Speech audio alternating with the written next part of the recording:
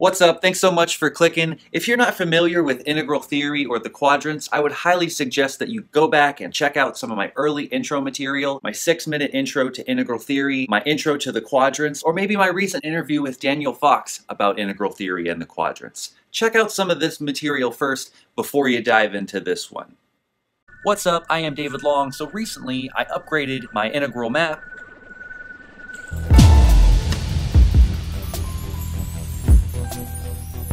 Upgrading your cognitive operating system. And I'm making this map available for you at this link right here. It's 2 foot by 3 foot, so it's nice and big. And I would invite you to use this image instead of the previous image. And offered it up to the public and also invited people in the public to give feedback about how to make the map better. And just today I got a video from a friend of mine on Facebook, Oliver. I don't want to butcher his last name, so I'll just put a link in the description to his video. Definitely go there and check out what he's talking about. So actually, Oliver is not the only one. A lot of people have been offering up their ideas about how we could upgrade the map. And I've been thinking about what to do about this because I don't think it should just be based on my opinion and what I think. I think we need to have some kind of a process and maybe some kind of a transparent discussion and debate about these ideas and to offer up reasons as to why things might be good candidates for inclusion or why they might not be good for inclusion. And even making that process more clear and open and talking about it in public and exploring these different maps, I think will help us all learn a whole lot. I think we're going to find that there are certain categories of ideas about how to refine the map. Some of the critiques are going to be purely aesthetic, like what constitutes a better looking map. Some of them are going to be purely theoretical, like they think that this detail needs to be changed or that it needs to be renamed or recontextualized in light of some kind of evidence. And the way to figure out what's true in those two different categories is going to be different.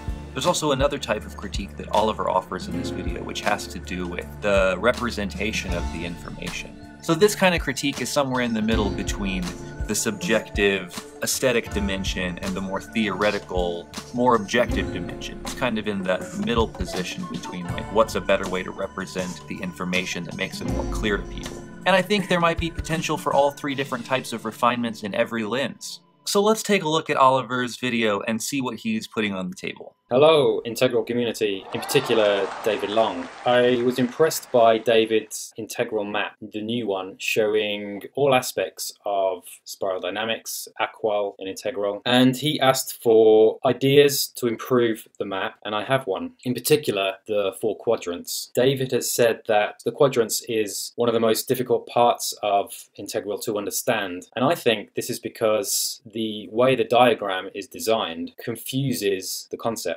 Now, we're all familiar with the quadrants. It's a biaxial grid with individual, collective, interior, exterior. The idea of putting those things in a biaxial grid is confusing because it doesn't visually show the concept in a visual way. You have this idea of interior and exterior and individual and collective, but it's too abstract. They're just made polar opposites of the grid, and you're expected to orientate yourself and remember which aspect is where. And in fact, the way even the different quadrants are referred to, upper left, upper right, lower left, it's quite abstracted from the concept that it's trying to convey. So I have a suggestion for your consideration, which is a different type of diagram. And maybe the best thing to do is just show it to you now. I only have a very rough sketch. Apologies for the video quality, by the way. I am no filmmaker, and I'm just going to show this to you on a piece of paper. So here we go.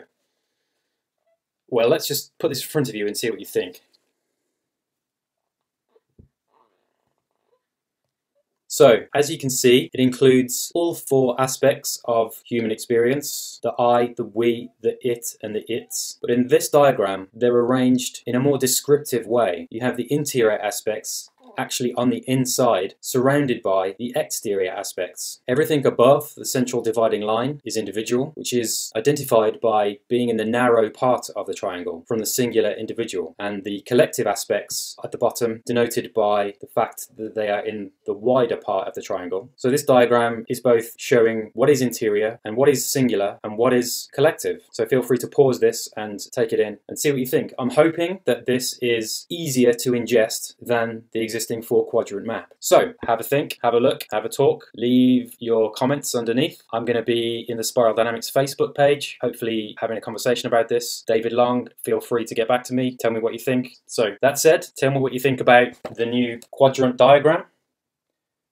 By the way, I'm thinking of calling this the Prism, and I'll speak to you soon. Adios. So big props to Oliver. He's some kind of a super dad, I guess. Looks like he's not only working on helping to refine the best maps at the cutting edge of philosophy, he's also doing it while rocking his baby to sleep. Just another day in the life of Oliver, taking care of his family and fixing the world all in one day. All right, so let's engage with the content here. Now, what we're talking about is different ways of setting up the quadrants so that way they make more sense. Let's go ahead and stop him. Now, the next thing I'm going to probably want to do is actually go back and give you a little bit of history of my perspective on the quadrant. So let's go ahead and change him, and yeah, that's much better. Okay. So let's start with the idea of divisions of 4. First, my friend Kevin taught me this idea of divisions of 4 as a way to get multiple perspectives on a topic. So basically the idea is you take whatever the topic is and you look at it from these different multiple perspectives. And if you think about it, this is really what integral is about. It's about being able to take into account multiple perspectives. This is also what the quadrants tend to be about, this kind of tool that we can use to look at a thing through multiple perspectives. So I would say that they're different tools, but they have a very similar intention. And the one led really nicely into the other for me. Let me show you how this tool works. So for example, this is America. This is America. So the idea is there's multiple perspectives on America. For example, you might start off being born in America, loving America, thinking America is great.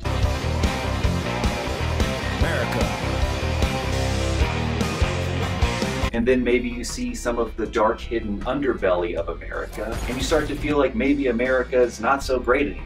Maybe you even leave America. You go to a very not America kind of a place. This is Nigeria. Yeah.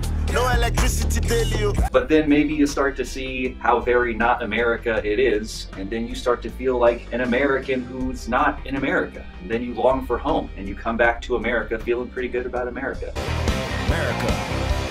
Now, once you've been around and you've seen the thing from multiple perspectives, you have a much more full perspective on the pros and cons of America, or religion, or whatever the thing is. The idea is that you want to get a holistic perspective on it and take into account all the different arguments from all the different sides. Of course, it can go the other way too, where you start off feeling very good like an American, and then you get taken out of America, maybe against your will, and you start to feel like you're an American in a not American place. And this is very uncomfortable for you, but maybe after a long period of time you start to feel more comfortable in not America. Let's say you even get ripped back into America. Maybe you feel like you were actually more comfortable not in America than in America, and now you feel out of place again, and then maybe after a time you acquiesce. Okay, so these are all the different multiple possible perspectives on America. And you can see how this could be a useful tool, because you start to talk to people about things and you see that they fit into a certain perspective on a thing, and they tend to be kind of isolated and boxed off in that kind of a perspective. And so if you're trying to find out about something, it'd be good to look at people who have all different kinds of relationships to that thing. So I took this tool and I started applying it to lots of different things. I started thinking about the cycle of suffering and how people who wind up causing suffering were often abused as children, and it's kind of just this cycle that goes on. I applied it to Jesus and Christianity and got a very holistic perspective on Christianity and Jesus from this kind of perspective. There are a bunch of different versions of Christianity, and they all fall into one of these different relationships to Jesus. I started applying it to things like truth. And this is actually something like quadrants within quadrants. So this would be an example of quadrants within the upper right quadrant. One of the interesting things about this whole way of looking at it is that you can find duality within duality. And that's basically what the quadrants are, duality within duality. And then zones take it a step further, which is to find the duality within those dualities within duality. So here I've applied it to the idea of learning and growth and transformation, the way we react to the environment and the world and process things to grow. And this map is where divisions of 4 and quadrants, they're sort of talking about the same thing, but maybe not as well. And it was actually at this time in my own development when I came across Ken Wilber and his ideas of the quadrants, and I really harmonized with it and resonated with it because I had this past experience with divisions of 4. And I was like, wow, this is kind of like divisions of 4 applied to ontology. And I kind of figured out all you had to do was take the divisions of 4 and flip the bottom part so that way the individuals and the collectives lined up in this grid kind of style as opposed to this cross kind of style. And boom,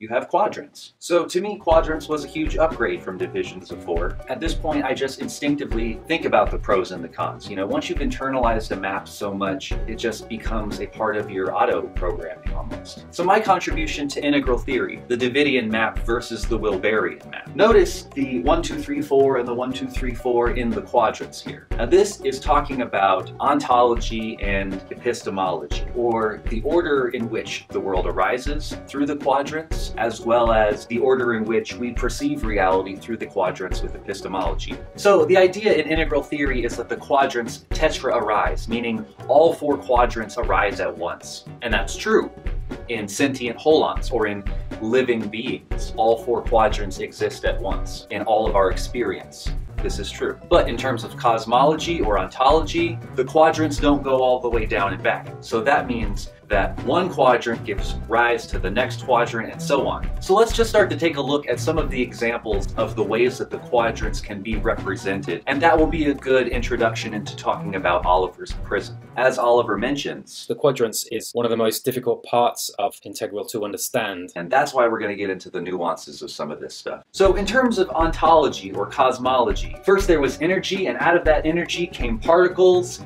which came together to form big clumps of stuff on which formed environments and out of which grew life. So that's the emergence of the quadrants in terms of ontology or cosmology. Cosmology is origins, ontology is like what is it? So it is these things in this order. And then in terms of epistemology, it starts with I think therefore I am is what Descartes says is the primary thing that we start by knowing. We know that we exist, but it's really hard to know about the existence of others out there. It starts that we first know our own interiority, then we perceive reality through this relative filter of values and meanings and ideas and concepts, and then we see a reality, a world with things in it, things that we could potentially hold in our hand, but there are all these layers between us and the thing. So there's also the idea of this third-person view, where you're extending this same epistemological map, but you're assuming that the it is a person that has interiors themselves. So this would be like something like a third-person map of reality of the quadrants. And I was just talking with my buddy Chris Emerson, and he was saying that the quadrants arise developmentally in our own awareness. First, starting with the development of an I, and then the understanding of a we relationship, being able to extend compassion to the other, and then the development of thinking about it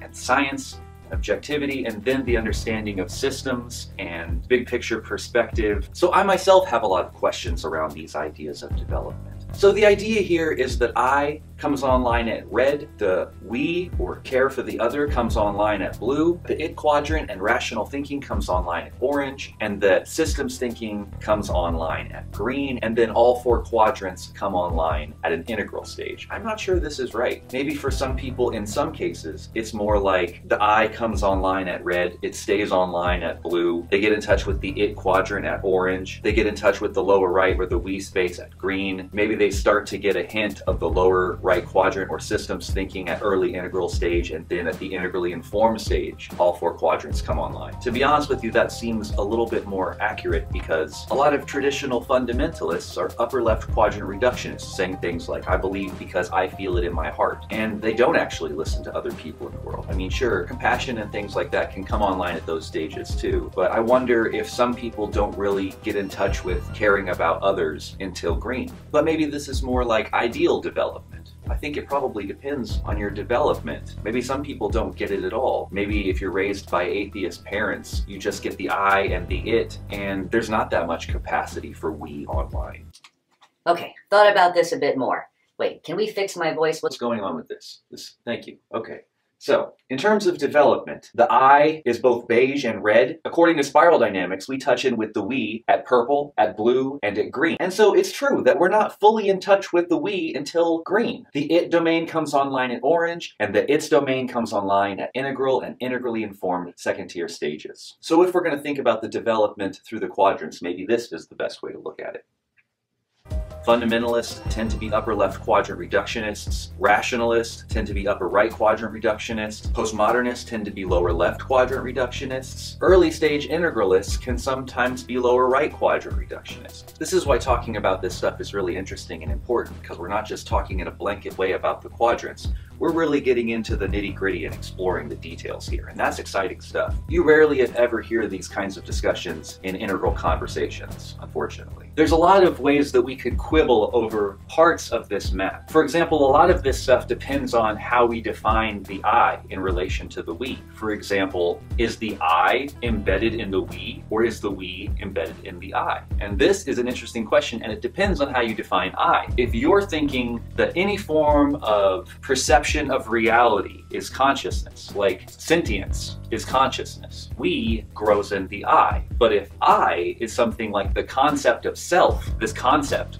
I, then that grows inside of a we, inside of cultural concepts about individuality and the acceptance and understanding of this concept, I. If you're still following this, let me tell you, you are very smart. Okay. So an example of the difference between I as sentience and I as sapience would be something like, Look Who's Talking. Remember this baby movie? Come on, follow me. I know where I'm going. Come on. I got the map. Come on. Yeah, this is the place. Come on. Come on, dig in, you kids. Oh, no! Put me back in. Put me back in. So developmentally speaking, we're talking about the difference between I at beige and I at red. So you're the one that's been kicking me. Lady, I don't know about you, but I'm beat. Basically what they're doing in this film is they're projecting sapience onto a sentient being, giving language to a baby who can't really talk yet. So this third-person view of the quadrants is kind of similar to Oliver's Prism.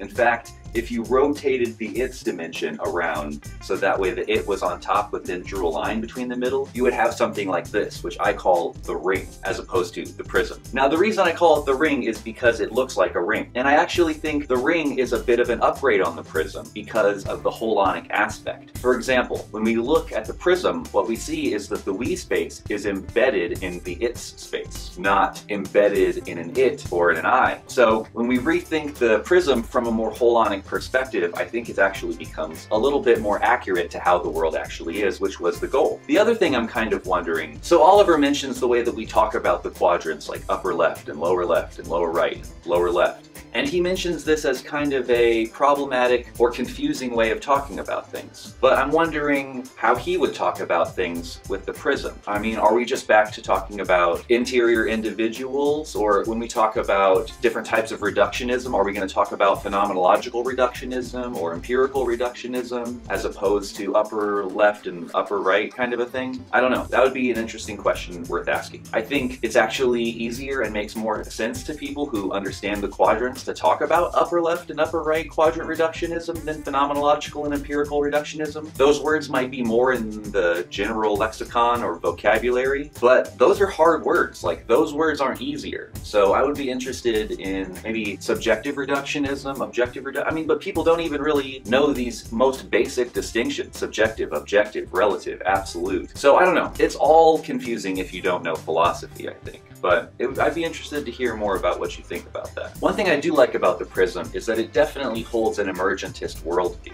The interiors are embedded in the exteriors. But you can definitely see how this favors a particular way of looking at reality. It's looking at reality in a very third-person kind of way. But we could just as easily start from a more epistemic kind of view of reality and say that all of reality is arising in our perspective. And to some extent, they're both true. So basically what I'm getting at is, at the end of the day, I think the problem with all of these different ways of looking at the quadrants is they do confuse our view of reality. I think all of these different ways of looking at the quadrants become potentially problematic just because they do confuse the way that we look at reality, and they reduce it down to one particular way of looking at things. And one of the things I think Wilbur really got right was this idea of equal emphasis to all four quadrants, especially because we know that different quadrants are primary depending on how you want to look at things. I think it does reveal that it is really important to give equal emphasis. And so at the end of the day, I come back to this regular style integral quadrants map, and I think it's superior as a general way of talking about things to all of these other maps. I think it totally makes sense to say there's an inside and an outside to reality, and we can talk about that in both individual and collective terms on both sides. So real quick, I just want to point out that Oliver flips the emphasis to mostly being about interiors and exteriors and dualities within those dualities to what seems like a focus on individuals and collectives. Still, of course, including interiors and exteriors, but seeming to want to nest them inside of the individuals and collectives. Back to it. I think this does make a lot of sense, and it doesn't immediately start from an ontological or epistemological perspective. It allows for both. But what I do think is interesting, what I do think we should do, is take the best of these maps that I've shown today and put them underneath the quadrants. So that way they can be additional tools to explain these different aspects of reality and the different relationships of the quadrants with each other. So I think we can have something like that. Just based on what I've shown you today, here's about 12 different versions of the map, different ways of prioritizing and organizing the quadrants in relationship to each other. Which one do you think is the best? On the current version of the Davidian map, there are multiple artistic renderings of the spiral, and they're all great because they all bring a new view or a new perspective on the spiral. And I think it's exciting that coming out of this process, we are already figuring out cool new ways to demonstrate what's going on in the quadrants. I think it's so cool that now that I've started to ask people to contribute to the map to help make it better, that we are in fact coming up with cool ideas together. And I think the more we bring the map online, the more we're going to be able to upgrade it and flesh it out and really get into the details like we're doing today. If you learned something new about the quadrants today, smash like. And if you're not subscribed, what is your problem? Get on it. You know you like this stuff. You subscribe right now and ring that bell. Alright, so back to this guy. Could be a cool way of representing it. It might be helpful, but as John Morton pointed out in the comments, this isn't really a replacement for the quadrants. It might just be an additional map that provides kind of a further context or a different way of visualizing these kinds of quadrants. I'm a designer, so I can draw this up in a much better way using a computer. In fact, my ambition is to do a map such as you have that is designed bespoke. So rather than just grabbing lots of different bits from the internet and putting them together, I want to draw every aspect and make it more visually cohesive. This may be seen as a unnecessary thing to do, but I think the more professional and clear a map can look, the more engaging it will be, the more people from outside the community will want to engage with it, the more beautiful it can be. You know, if it's something that people want to put on their wall instead of a piece of art, then I think this information is that important that it should be on people's wall and it should enter the public consciousness. Yeah, man, I think that's awesome. I think if you can make it more beautiful, if you can freshly tailor it, the people who were making these maps that they put on the internet that a lot of people used, those people are trying to make professional, nice looking maps too. So I don't think that just because you're grabbing things off the internet that then those don't count as professional looking or good looking maps. A lot of those maps are professionally made, and I'd be definitely interested to see what you can come up with around that. I mean, I definitely think that there could be some major aesthetic upgrades. I was interested in the aesthetic upgrades when I made this map back here, but I was actually more interested in the theoretical changes, and so that was more my focus. But like I said, I do plan on wanting to engage in the process of changing this map in public in a transparent way in the future that we can all engage in. And I think this is great. You know, we're getting the conversation started. This is definitely not the final word on Oliver's contribution. I think Oliver's idea is great, and that hopefully this video helps to further explore these ideas. And maybe what comes out of this on the back end is not necessarily what Oliver or I have brought to the table in these two videos, but maybe some kind of hybridized version of both of these ideas that will address Oliver's initial concern, which is to present these ideas in a way that is actually makes more sense to people in the way that it's represented. And that's a totally valid and good thing to do. And I think that that can be a good add-on that will help to maybe better contextualize the quadrants for people to understand them better. But I don't think quadrants are going anywhere. It's the Q in AQAL, and I think it's probably one of the most important tools in the whole toolbox. So let's talk about it some more. Alright, thanks so much for watching. I hope you enjoyed all that. Been thinking a lot about what to do about submissions for these upgrades, and so I created a subreddit for everyone to be able to submit their ideas about how to upgrade the map together. The great thing about the Reddit community is that we can upvote the better ideas and also debate in the comments. So I would suggest you to go to reddit.com/r/UpdateAQAL and subscribe and check out some of the ideas that are already posted there and get involved in the comments. If you have have any kind of ideas, submit them. Let's check them out. Let's see what the integral community has got. Let's bring the conversation online and see what everybody thinks. The next thing I want to do along with this is start to recruit a community of the adequate who want to get together with me and review these submissions in public and talk about what might be good for the upgrades. And have this conversation in public and submit it to this bigger conversation, not as the final word, but as the best we think of so far, and then we can comment and criticize on that, and potentially recruit new members. Maybe some members will leave, maybe I'll leave. Who knows what will go on, how this thing can evolve. But I'm kicking it off, I'm getting it started, I'm offering it up to the community, and we're gonna do it integral style. We're gonna have overarching standards and criteria and a community of the adequate, as well as this open, transparent process. I really want to do it right and do justice by integral standards, and if there's any ways you think I could be doing it better, definitely let me know about that down in the comments and in the group. This is going to be a thing that we'll refine together over time. Also, I want to say, this is the Davidian map. What we create together, that's the integral map. When I made this map, I was talking about my perspective as opposed to Wilbur's perspective. But this thing that we build together, this is the true integral map in flux, in process, and I'm so excited to be working on it together with y'all.